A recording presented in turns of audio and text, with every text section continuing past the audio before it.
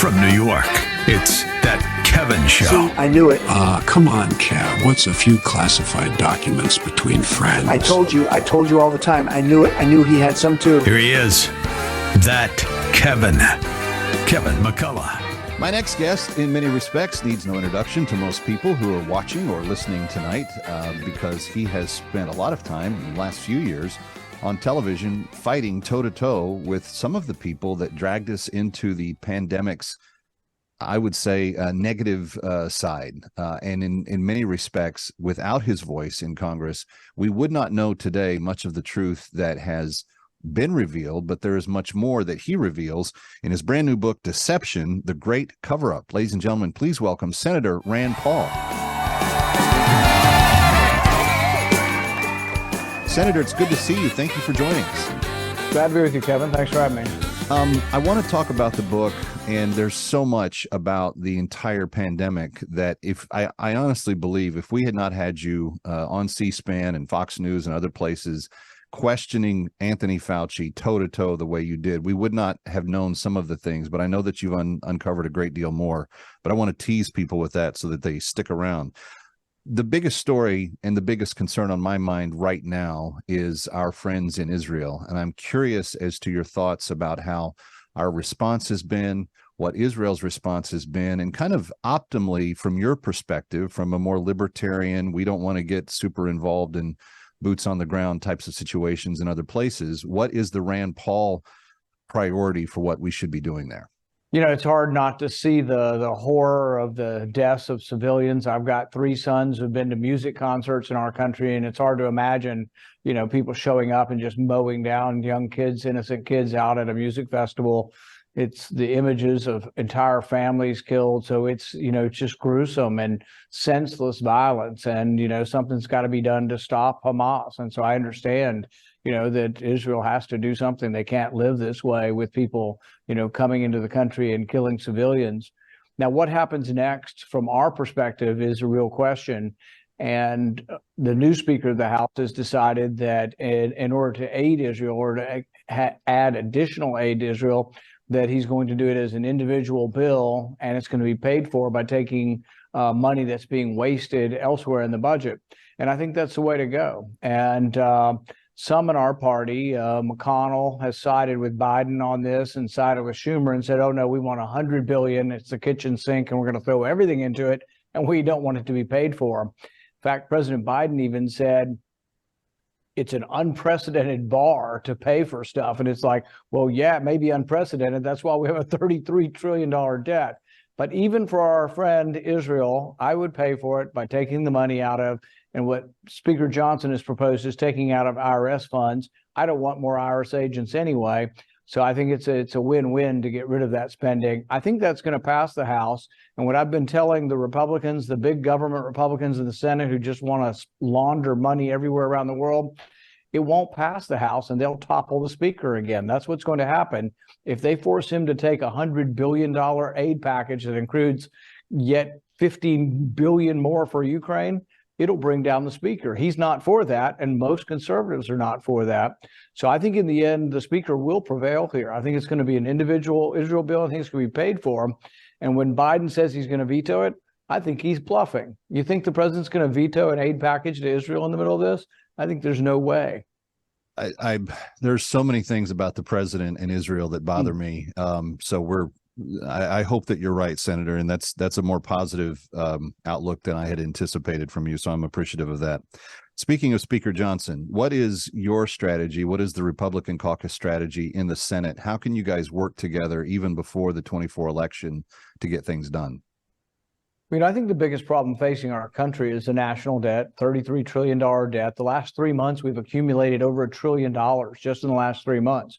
Our interest payment has doubled in the last 2 years. So we've got to do something about it. The House is more conservative. It's controlled by Republicans. So their spending bills will spend less. The Democrats, along with probably some big government Republicans in the Senate, will spend a lot more. And if we take each of these bills individually, the splitting of the difference or the compromise will be bringing down spending. The Democrats will get less spending than they want. And I think that's a good thing. In order to do that, the Speaker will probably have to keep doing extensions where they do continuing resolutions to keep spending money at the same rate while passing the appropriation bills. The goal of conservatives over there is to pass 12 individual appropriation bills. The other advantage to that is it takes back the power of the purse. Mm-hmm. You then have the leverage. Conservatives have never won the battle of, oh, we're going to shut down government unless Democrats do this, because the Republicans cave and there just isn't the willpower to do it. But let's say we have one bill, and let's say it's the bill that hires 87,000 new IRS agents. Maybe we hold one bill, and we hold it till there is a compromise, and we are able to bring spending down. We do that to every bill. And if you're looking at 1/12 of the government, it isn't so much pressure as all of government closed. It would be 1/12 of government sort of shutting down temporarily until we force a compromise. So I think it's the way to go, and I think that that's what the Speaker's mandate is. He has a tenuous and precarious position, but I think it will be something that he is intent on doing. That's 12 individual spending bills. Do you think that the Gates coalition will give him time to do that, enough CRs to get those 12 bills done? Maybe, we'll see. I think that a lot of the past wasn't so much about that they couldn't get to an agreement. They didn't trust the agreement, and they didn't trust McCarthy to fulfill the agreement. I think there's a great deal of trust with Mike Johnson, and he seems to be just a likable, good-natured, humble guy who seems to be an honest broker. And it's an extraordinary. This has not happened very many times in the House to pick somebody so junior. In fact, the one speaker that I know that was more junior was from my state, and it was Henry Clay in about 1810, and he became speaker in his first term. And that's the only time that's ever happened. But, Mike, I think this is his third term. So, Senator, isn't this kind of, when you think about it, isn't the very phenomenon of Mike Johnson kind of the original idea that the founders had? Like, they didn't really envision like a political class setting up shop and retiring out of DC, did they? They never envisioned that you had to be around 40 years to be speaker or to be a chairman of a committee. So, no, I think it's a good breath of fresh air.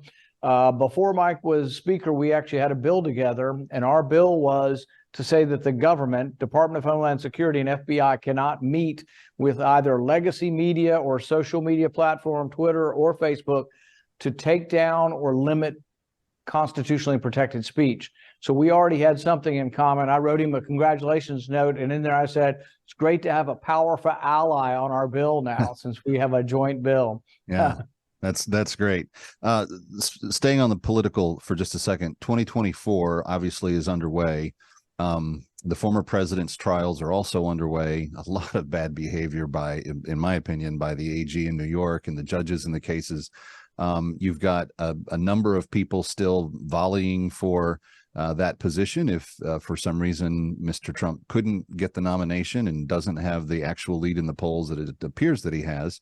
We've had a couple drop out. I'm often wondering if your thoughts go back to 2016 and what your experience was on the campaign trail as some of this was unfolding. But what do you really think the messaging needs to be by these candidates? And what type of personality are you looking for in terms of who the eventual candidate ends up being in terms of skill set and kind of approach towards their job? I think the polls show that Republicans, the majority of Republicans, have coalesced once again around Trump. And I think part of it is they've seen how unfair and politicized these prosecutions are. People have seen it and said, oh my goodness, this is crazy. Ready or not, we'll be right back. That Kevin.